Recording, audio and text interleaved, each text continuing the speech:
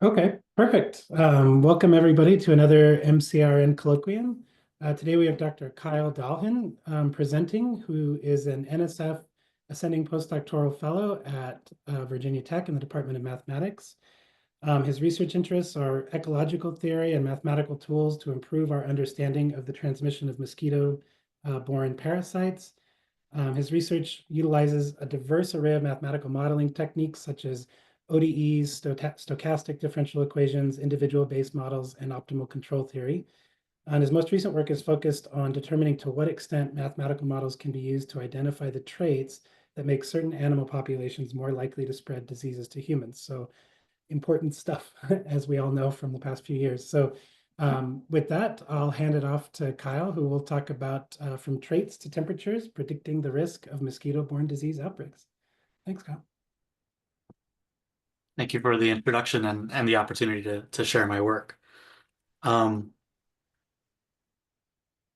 so, like you said, somewhat important topic. We're all familiar with COVID and other emerging infectious diseases, but in fact, quite a large number of these diseases, over 25%, are due to mosquito-borne pathogens. So you might be familiar with diseases like Zika or dengue or chikungunya. Something that's considered a key driver is warming temperatures because they have a strong effect on mosquito life history traits. So, for example, Aedes species mosquitoes, they reproduce more rapidly as temperatures increase, as well as the parasites or pathogens that they harbor can also propagate more quickly. So here is showing that, at 30 Celsius, here West Nile virus spreads more rapidly within the mosquito compared to at lower temperatures. But these effects are very nonlinear. So it doesn't just mean that warming temperatures will lead to more outbreaks necessarily because of these kind of complex relationships. So for example, Culex species mosquitoes, as you increase temperature, their longevity actually decreases. So maybe they're reproducing more rapidly, but they die more quickly. So there's some kind of trade-off happening there. And at the same time, you get these sorts of unimodal relationships between temperature and traits. Like here, this is showing how many larvae survive to reach the pupal stage at given fixed temperatures. And while you see an initial increase from very cold temperatures, as you continue to increase, that then goes back down to zero. And I drew a very poor spline there. Don't believe that curve necessarily. So there's been quite a few authors who've worked on integrating temperature into the standard mosquito-borne disease modeling, primarily Erin Mordecai and her group at Stanford. So they have sort of framework for how they go about this. So one is taking the different traits of the mosquito that they think are important and fitting those as functions of temperature. Then they use those traits to calculate what's called the basic reproduction number itself as a function of temperature, which let's take a step side to talk about the basic reproduction number.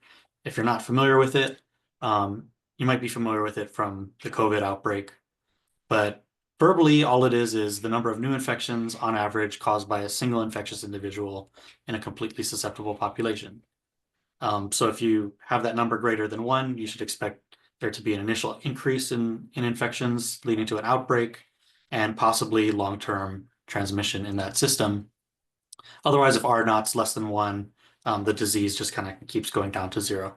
And there's many quantities correlated with R naught, including, the largest size of the outbreak at any given point in time, the total number of infections over the course of an outbreak, how long that outbreak lasts, and so on. So basically, you should think there's two major properties of R naught. One, the bigger it is, the worse your outbreak is.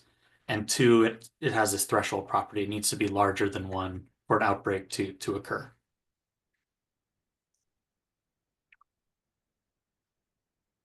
So continuing with their framework, they then say, we need to actually have field observations to validate findings, and then the goal is to eventually have projections of future transmission risk placed upon maps. So you have all this climate data about temperature and possibly rainfall, and you can use that to determine if a given location should expect to see transmission increase as temperature increases or transmission decreases. I'm going to focus in on this initial step, going from the temperature thermal response curves to evaluating R naught as a function of temperature. And a key assumption here is all the modeling assumptions you make. So a lot of folks outside of the math world tend to just assume that R naught is some kind of quantity handed down from above and it's fixed. But in fact, if you just change any of your modeling assumptions around, you have a much different form for R naught. And I'm going to particularly focus in on the host component of this equation. And so generally for these mosquito-borne diseases, because transmission has to go from vector to host and host back to vector to complete a loop, R naught takes this form of a geometric mean of a vector-based component and a host component. So I'm going to focus in on this host component. Before getting there, I want to kind of introduce some terminology around thermal performance curves. So these are these unimodal curves you saw a bunch of in the previous slide. And there's three kind of key components I want you to focus in on. One is this low critical thermal minimum, critical thermal maximum, and then the thermal optimum, which is the point where this trait is maximized. And in particular for R naught as a thermal performance curve, our critical bounds are no longer at 0 because we're thinking of R naught as this threshold quantity at 1. So now these bounds are going to be at 1. And I'm going to refer to this range of temperatures from CT min to CT max as the thermal niche. So kind of two quantities that are going to come up a bit are the thermal niche and how wide it is, and the thermal optimum, and at what point that's the temperature at which R naught's maximized. Okay, so it's just a schematic of the model we developed. It's relatively simple in the dynamical part. So you have for a host susceptibles or S, they become infected. That's I, and then recovered. And then use this laser pointer. For the vectors, you just have susceptibles to infected. And the critical thing is that we have a bunch of temperature dependent terms that are determined by those thermal performance curves, which we fit from data.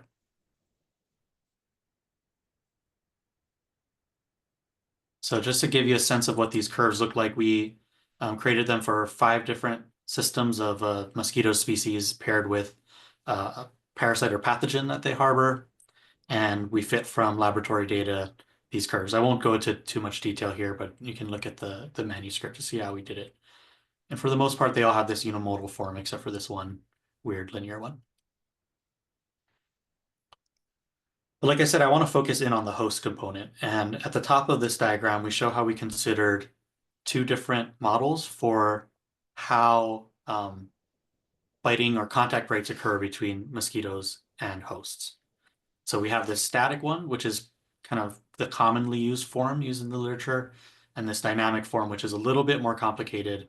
And it introduces a single new parameter, which represents, let me just get to the next slide. So I guess first I should justify why we should care about the host whatsoever and not just the mosquito. So kind of a big project, especially in the previous lab group I worked in, was trying to determine ways to find which animals are likely to be the next reservoirs of zoonotic diseases. And this is not an easy task. We can't just go out and sample every single animal out in nature and figure out what viruses they have and whether or not they have a probability of infecting humans. But luckily, we have a lot of new tools we can use to try and find new viruses and to sample animals like through environmental DNA and what have you. But it's still not enough to completely universally sample things. So one thing we can do is just focus on specific traits that might make an animal more or less likely to be a reservoir. And we have a lot of tools and databases like Pantheria, which includes a lot of traits for vertebrates, and Gideon, which has a lot of information about parasites and pathogens. And so a big question is, how do these traits or ensembles of traits interact with mechanisms of transmission to make some species more or less likely to be reservoirs? Okay, so that kind of justifies our focus on the host traits. And Yeah, one key thing, did you have a question? I don't think it was a question. Sorry. Okay. So one key aspect to keep in mind is that contact between mosquitoes and animals is an ecological process that depends on the availability of that host. So mosquitoes aren't perfectly able to find something to feed, to take blood from. We have a lot of ways that we defend ourselves from mosquitoes, and animals have the same behaviors as well. And so population density is an important component. If you don't have too many animals, you should expect that the mosquitoes will have to work harder to find animals to feed on. And again, there are a bunch of behaviors animals can engage in to scare away mosquitoes. So with that in mind, let me just quickly give you a summary of the difference between these two transmission models. So the kind of standard static one, I don't have the equations written here, but it amounts to that no matter what the host population density is, mosquitoes feed at the same constant rate. Whereas in the dynamic model, you have this somewhat sigmoidal function where if the host population density is low, the mosquitoes can't find hosts to feed on, and so their biting rate decreases. And as you increase that density, it increases up to this maximum value. Another nice property of this dynamic form is that you lose this kind of bad behavior from the static model where when you decrease host population density, the number of bites a host receives is unbounded and shoots off towards infinity, which is unrealistic. So instead in the dynamic model, you approach, again, this asymptotic value, which here I set it at 100. Okay, so we're going to be comparing these two models a lot because previous work has mostly used a static model, and our dynamic model does, I think, a better job of integrating host traits. So using the static model, you get kind of the standard form for R naught. I'm not going to go through the different terms, but you've got in red some terms that are temperature dependent coming from the mosquito traits or the parasite traits. And in yellow, you have terms that are coming from the vertebrate host traits. And so with the static model, you've got this nice property that you can just separate these two into R naught being some function of temperature and some function of the host traits. And then you can get some normalized R naught where it's just a function of temperature now because you've divided out the rest of it. Okay, and past studies have mostly considered this normalized R naught. When you have this dynamic model, you can separate it out into these different terms that depend on temperature or host traits. But this kind of denominator here makes it so that you can't actually separate these out. So you can't normalize R naught here in the same way you could before. You have to consider both the host traits and the temperature dependent values. Okay, so what I'm going to show you are a series of graphs of R naught normalized to have a maximum at 1 as a function of temperature. So in this specific case, I'm looking at malaria and a mosquito that vectors it. And what you're seeing right now is the thermal performance curve that you get for the static model. And so you've got a peak somewhere around 26 Celsius. And so I'm going to show you in the dynamic model how these curves look as I kind of decrease host population density. So you can't really see it, but this yellow curve, it's basically overlapping the static model, is what you get when you have this highest value for host population density. And you'll see as we decrease this to 10 individuals per hectare, 1, the curves start shifting pretty dramatically. Now you've got a thermal optimum maybe somewhere around 25.5 degrees Celsius. And as you continue decreasing, this curves shift. And across the 5 systems we looked at, we saw pretty substantial changes in the shape of the thermal performance curves for R naught across all of them. And particularly, we noticed shifts in the thermal optimum in these systems involving the Aedes aegypti mosquito and Anopheles gambiae and malaria. And it's less clear from these figures what's going on with the thermal optimum. And so just focusing in on that thermal optimum, past authors have considered that kind of the critical component of determining how important temperature is for a disease. But just this alone shows you that if you don't consider the host traits, you're not going to be able to, you may not estimate the correct value for T-opt because it could vary quite a bit.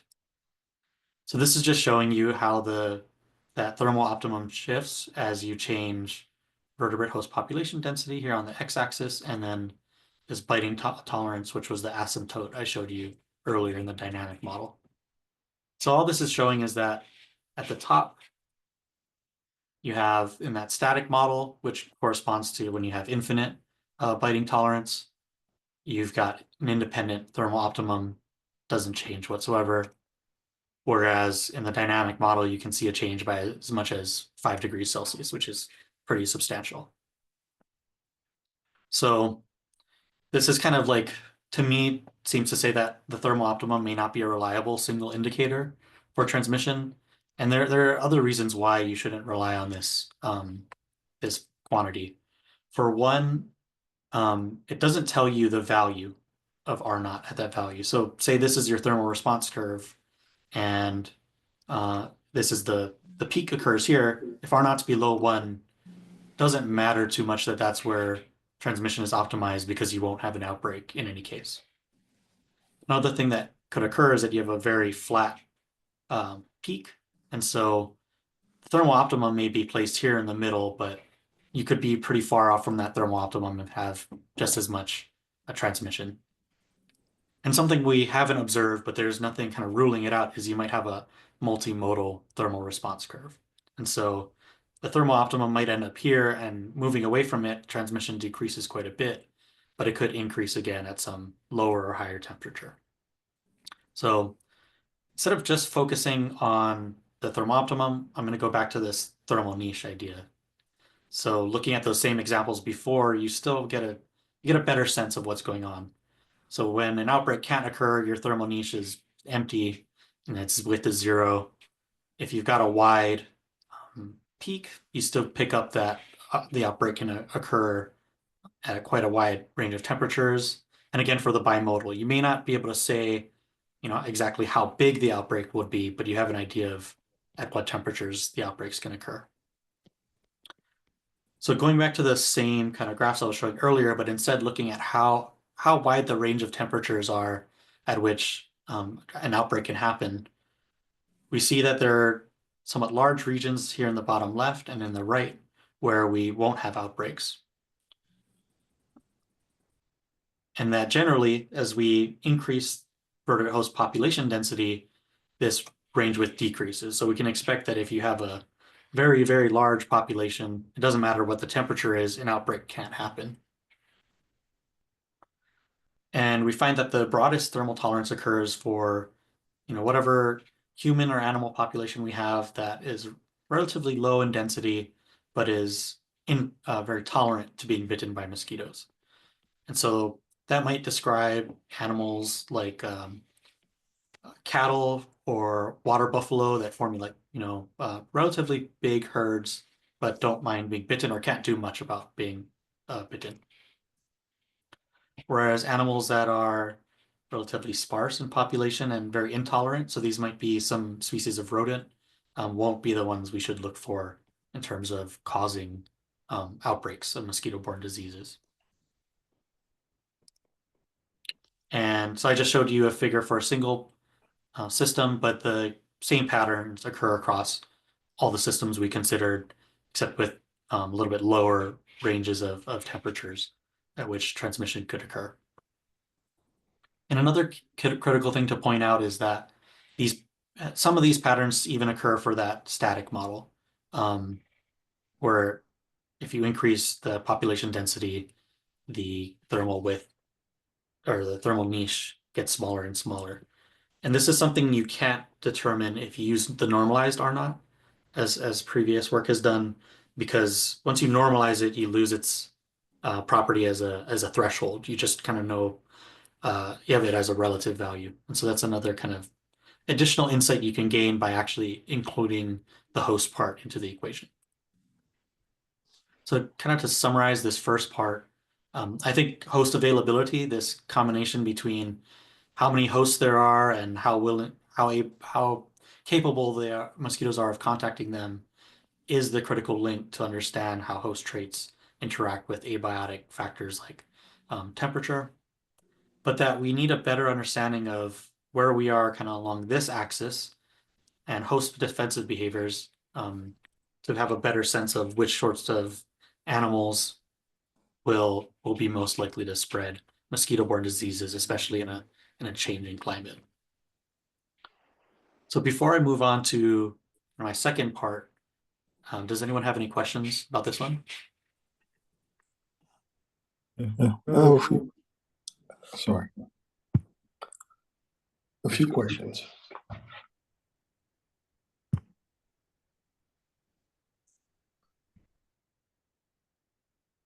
Okay, so I'm sorry about that. I have a few questions, if that's okay. So the first question, you mentioned about you fitting your curves, right? Fitting data to your curves, and how do you go about doing that, if you don't mind me asking?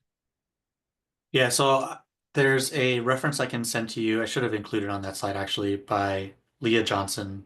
The title has Bayesian in it, but it's a Bayesian approximation procedure where you use Gibbs sampling and on a Gibbs sampler on the little available empirical data we have on mosquito traits as functions of temperature. And so you kind of choose your curve shape. It might be quadratic or what's called a Briere curve. And then you fit these curves to the data in a way that accounts for the underlying uncertainty. And so a lot of what I'm showing you is really the medians of all those different curves that you get. But it's pretty involved and it's the most reliable thing we have, but I think a lot of people would consider it not very pretty and not very reliable. And so that's actually another kind of conclusion that people have drawn, is that we really need to be funding empiricists to collect more data on these mosquito traits.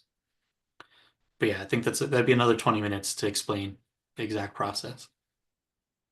Well, I have a follow-up question. Sorry. Mhm. So where do you get the data from? What are your sources? So it's quite a bit of random sources, like going back 50 to 60 years in some cases, because like I said, we're considering 5 different systems. So that's 3 different mosquito species and I think 3 different parasites. And so really just pulling from this or that paper that covers one specific aspect. So, you might have for one specific trait for a specific species and a parasite, you have one paper. Or, yeah, and in some cases you might have 5 papers to pull from, but it really is sparse out there. Yeah, thank you so much. Okay. So this second half, I'm going to talk more about trait ensembles. So trying to understand not individual traits of hosts that might make them more or less likely to be reservoirs of disease, but kind of a group of them. And one group in particular is called pace of life history. And so the idea is that if you look at a certain clade of animals, say primates, you can place them along a continuum from fast living species like the marmoset here, or slow living species like an orangutan in the case of primates. And this continuum kind of is parameterized by pace of life history, reflecting these trade-offs between, how fast animals reproduce, how long they live, as well as their ability to, or kind of even the type of way that they deal with disease. And past work has shown that pace of life history has a strong influence on parasite invasion for directly transmitted parasites, the rate at which disease occurs in individuals, and whether or not a population can recover from an outbreak or whether it'll be extirpated. So this past models have shown that for these directly transmitted parasites, pace of life history should be a reliable indicator of transmission potential. So those species that live fast and die young will have the highest level of prevalence, highest level of the highest outbreak sizes, etc. So their R naught should be larger. And so we set out to try and see, can we find the same property for mosquito-borne disease models because these are more complicated. Of course, they involve at least one more species or one more population in the process. So to give you a sense of what kind of traits we think vary with pace of life history, two clear ones are lifespan and reproduction. So the faster your pace of life, the shorter your lifespan, the more quickly you reproduce. In that same tone, people usually consider that population density should increase with pace of life history. So if you're an animal that reproduces really quickly, you maybe live more closely with your conspecifics. But this is kind of not something we should take for granted, and I'll show you later the specific results we get for our modeling. And then these last two, which are related to infection, are less clear. So I'm just going to show you the assumptions we made. And I think I actually forgot to flip this. So ignore this. Let's cross this out. It's wrong. Infection duration should, oh no, sorry, this is right. Okay, sorry for the distraction. So the faster your pace of life, the longer you're sick with infection. You devote more of your resources to reproduction and less to dealing with the effects of disease. And similarly, your susceptibility to disease is higher. You spend less of your resources trying to evade getting sick. So the basic question is this.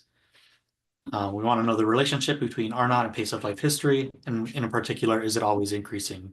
Should we assume that the R0 for a fast-lived species like the marmoset is always going to be bigger than a slow-lived one like the orangutan?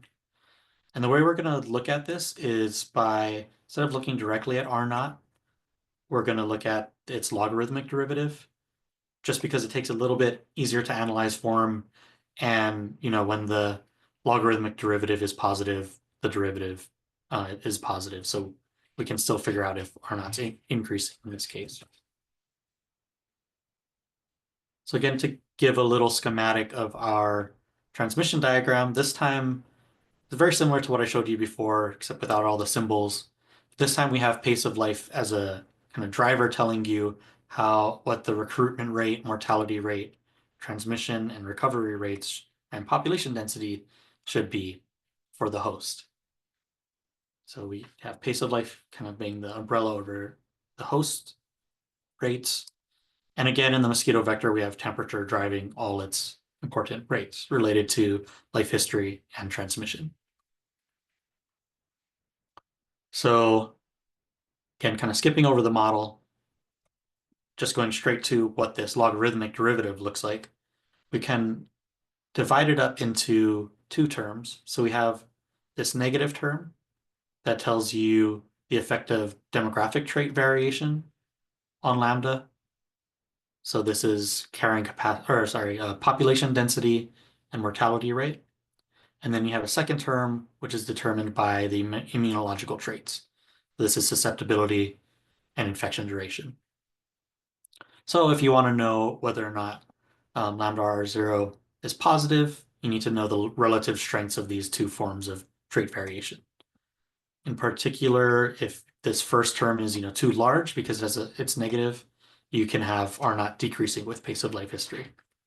So this is already different from the directly transmitted case, where no matter what values you kind of plug in for these, R0 has to always increase with pace of life history. But something that seems to be missing from this is there's no dependence on mosquito traits.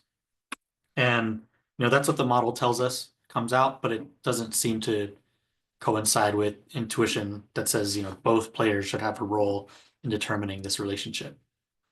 So again, I'm going to turn to that dynamic model I showed you earlier. And when you look at this dynamic model, you have this additional term in front of the demographic trait variation that kind of measures a trade-off between the supply of blood meals provided by the host population, which is this quantity, and the demand of blood meals coming from the mosquito population.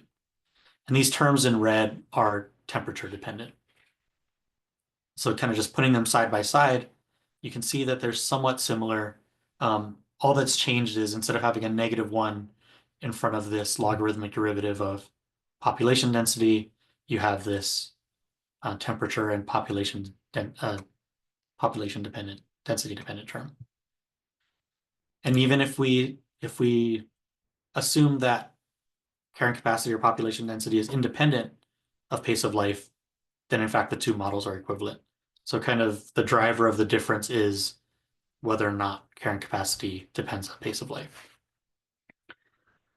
So that's just looking at, these equations, not plugging in any values. But in order to determine values, we have to kind of fit the relationships between each of these parameters and pace of life history. So using traits data value from that Pantheria database I mentioned earlier, which are given by these blue or orange dots, we fit exponential curves for each trait as a function of pace of life history. So these are straight lines just because this is on a log scale on the y-axis. We could argue whether or not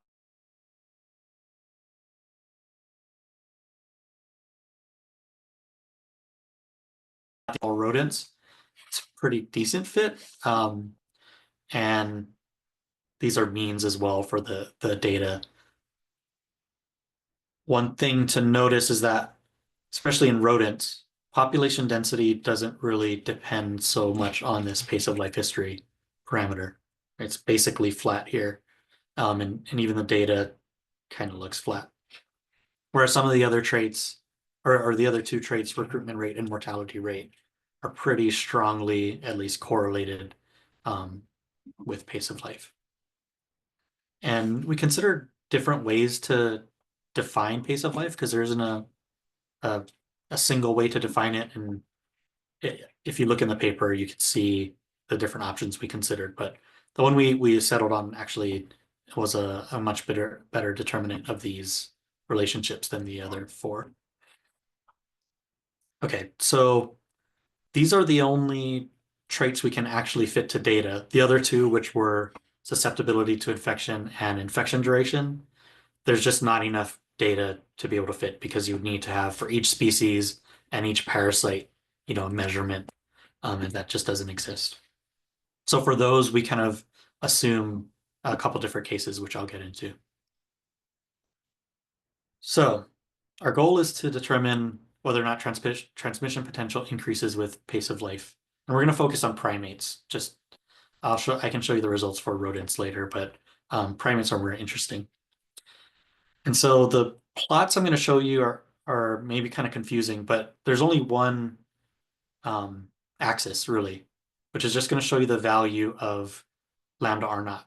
And so if we get a curve that's always above 0, that means that transmission potential always increases with pace of life.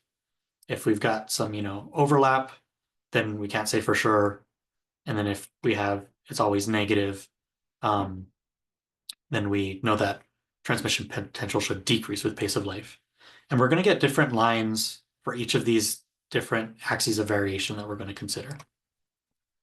So one thing we'll look at is 4 different mosquito species. We'll characterize immune trait variation as high with a solid line, low with this dashed line, and no variation with this dotted line.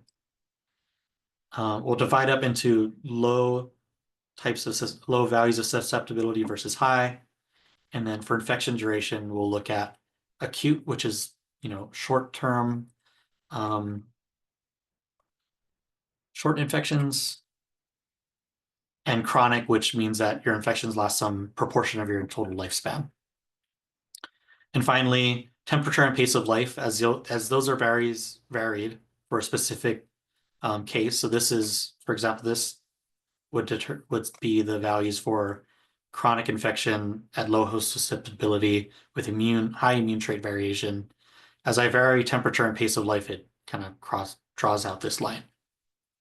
Okay. So starting with the high immune trait variation, what we see is that except in very kind of small overlap here, transmission potential does always increase with pace of life because none of these lines become negative. And so that's even considering, all these different types of variation across mosquito species and levels of susceptibility. But it turns out that this result is very sensitive to how much you assume the immune traits vary. So if instead I assume they don't vary as much, while most cases still remain positive, in the case where hosts get chronically infected and they're highly susceptible to infection, we've got quite a bit of negative overlap. And in fact, this trend continues, where if we assume there's zero trait variation, all these values are negative. And so it really depends on how the immune traits vary with pace of life history, which unfortunately is not something that we know.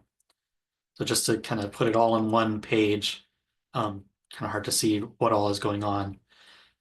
As we reduce immune trait variation in each case, we kind of drop kind of precipitously.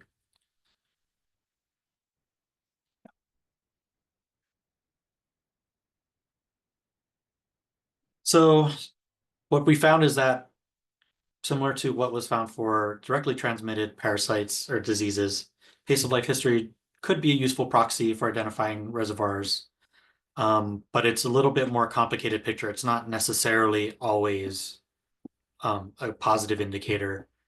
It depends on how these immune and demographic traits relate to each other and vary, as well as some aspects of the mosquito population, which itself is driven by temperature. But the key thing is we can't say for sure, make a prediction for sure without understanding how immunological traits are linked to pace of life history.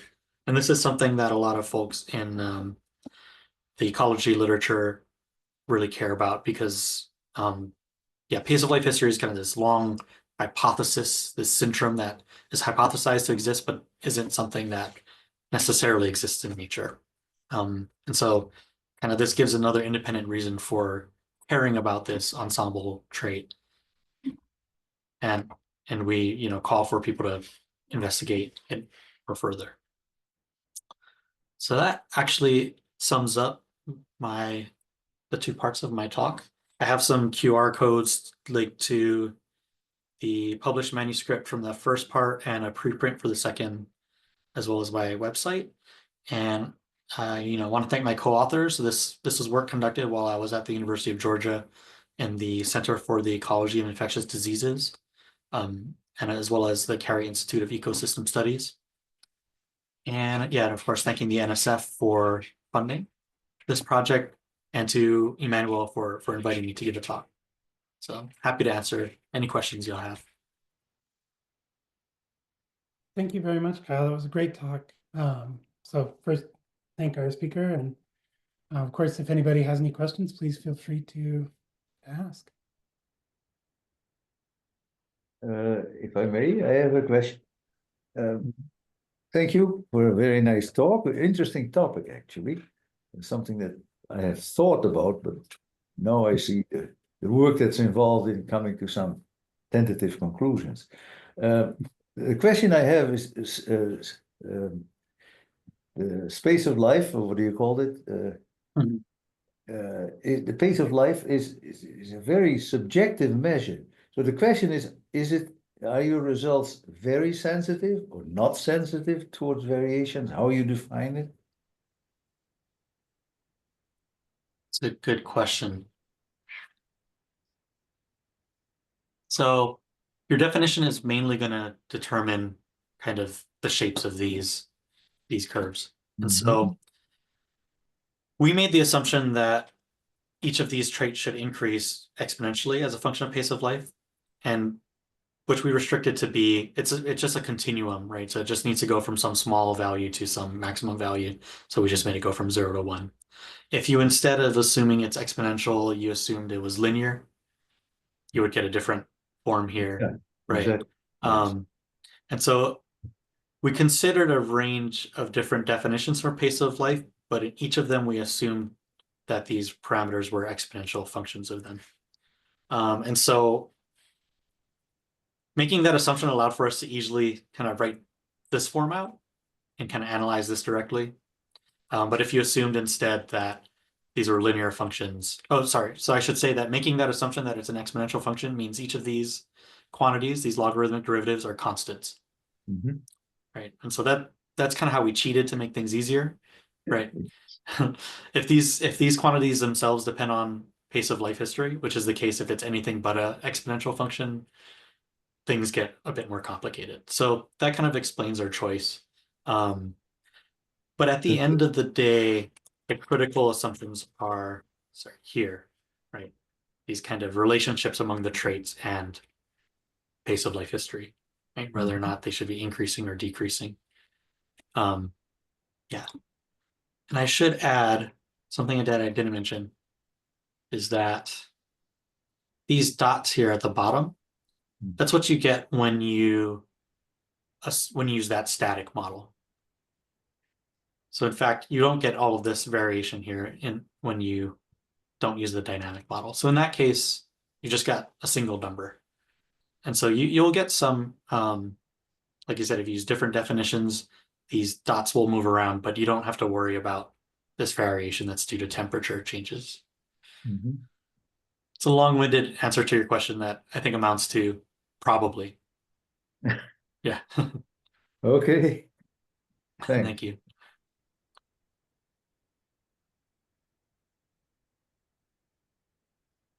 Any other questions? Yeah, I have a few questions. Go ahead.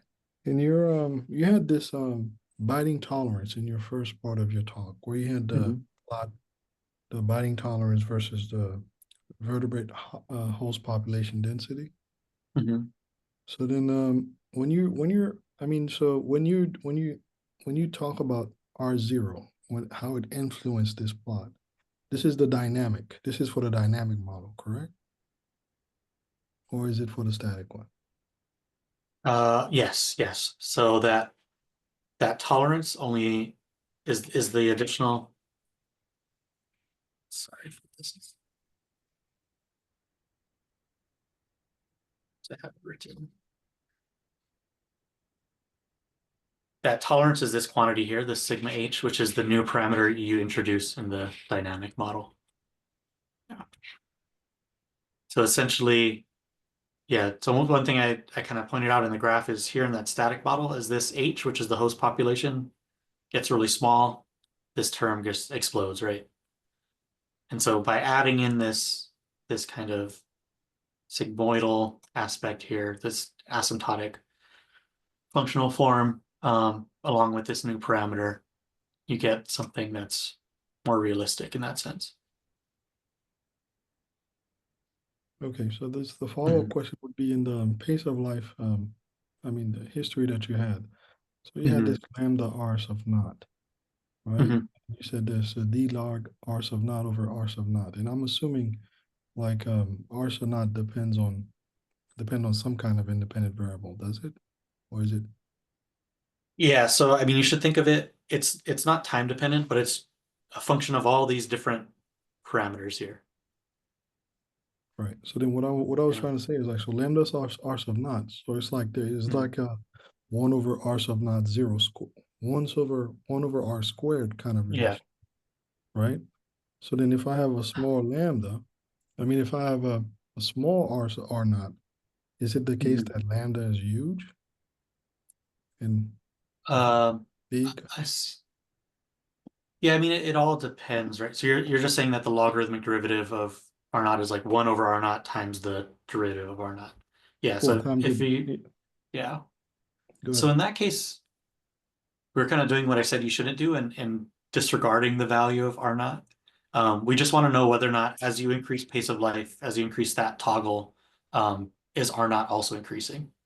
So we don't, in that case, care what the actual value of it is. We just want to know, is it increasing? That makes sense. Does it increase? So it seems like if you're taking the derivative, do you see that it increases? For when you compare it to this lambda parameter? Yeah, so I guess just looking at this. So your question is, yeah, I guess the critical component is r naught's always a positive quantity, right? And so that 1 over r0 is positive, right? So the sign of this derivative is going to be the same as the sign of dr0 dp. That's kind of the main idea we're using. And so as long as, if this is positive, R0's increasing. And, these plots, let's go to the, let's just use this one. Right, this is showing you the value of lambda R0, or all the possible values of it as we move all our different axes of variation around. And so, it doesn't matter. This is saying for, you have Aedes aegypti mosquitoes and a host that has low susceptibility and an acute infection, it'll always will always increase with pace of life history because this is positive.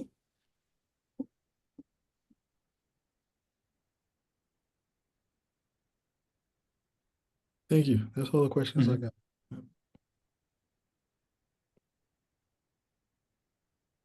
Any others?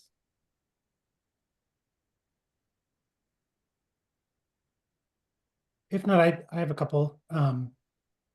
One is in terms of estimating some of these parameters, I'm not sure how easy this would be. Are there any data sets from an outbreak, say like Zika or something like this, where instead of trying to fit parameters or, fit the parameters to data of those directly, you use something like a data assimilation scheme to assimilate into the model the numbers of infections, and maybe also some of these more empirical data sets that you've also used in some way with like an ensemble smoother or a 4D var with a parameter estimation or something. And so that you're using some real outbreak to try to get sense of what those parameters might be to match that. Is that something that you've thought about, or is there even a good enough set? That's not something I've thought of, but other folks definitely have, right? So that kind of, if you remember the framework I showed at the very beginning, the last point was to try and, or the second to last was to do validation with actual outbreaks, but then it was to link it to geography and specific outbreaks in specific locations. So I think that speaks more towards what you're talking about. So for the most part, you can estimate all the parameters of the model, but there's always going to be some kind of wiggle room. And so what you can do is, like you said, assimilate kind of that data for outbreak, how the outbreak actually occurred, to get a better sense of, to kind of restrict your estimates for those parameters. And so the idea being that you can then go and look at a place that hasn't had an outbreak, look at what all its different parameters would be based on, what mosquito species is present there, what kind of temperatures it experiences, and what the, say, human or animal population is like there, and draw like a risk map. So I don't do much of the geographic work, but that's what folks do, is produce those sorts of maps.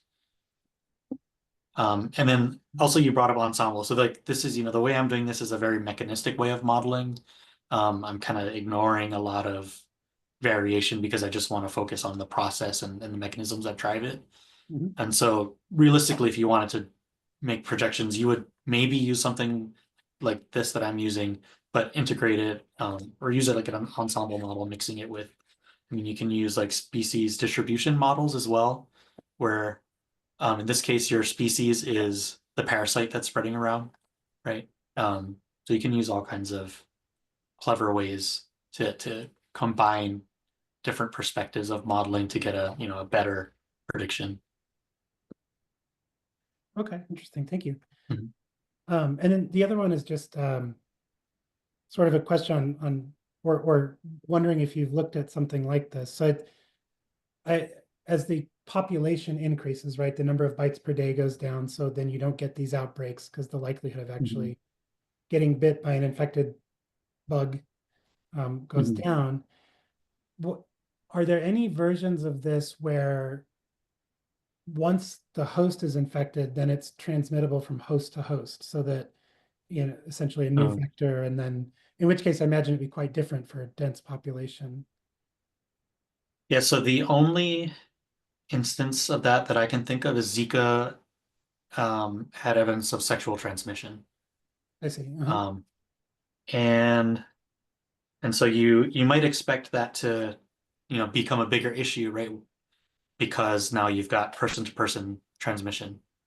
And so that should increase with density. But in fact, it's not going to be density dependent because you know, if you live in a city of 10 million people versus a town of 1,000, the rate you have sexual contact with other people isn't necessarily going to scale, right? And so, but if you did have something, if you did somehow go from a mosquito-borne virus becoming aerosolized, you know, transmission, then yeah, that would kind of break down that decrease in transmission with higher population densities. But I don't think we've ever seen a virus operate that way. Right, yeah, that was kind of a follow-up, because sometimes these, if they're sort of one way, they tend to be one way, or yeah, it's kind of Yeah. Yeah. But Okay. you know, it's scary. Like Zika doing that was pretty crazy. People were shocked. Oh, really? Yeah. Okay. Yeah.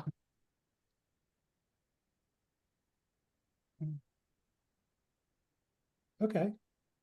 Cool, thank you. Any other questions?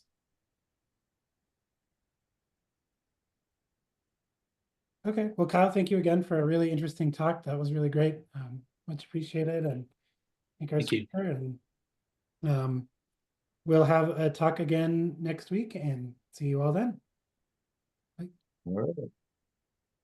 Have a good day, everybody.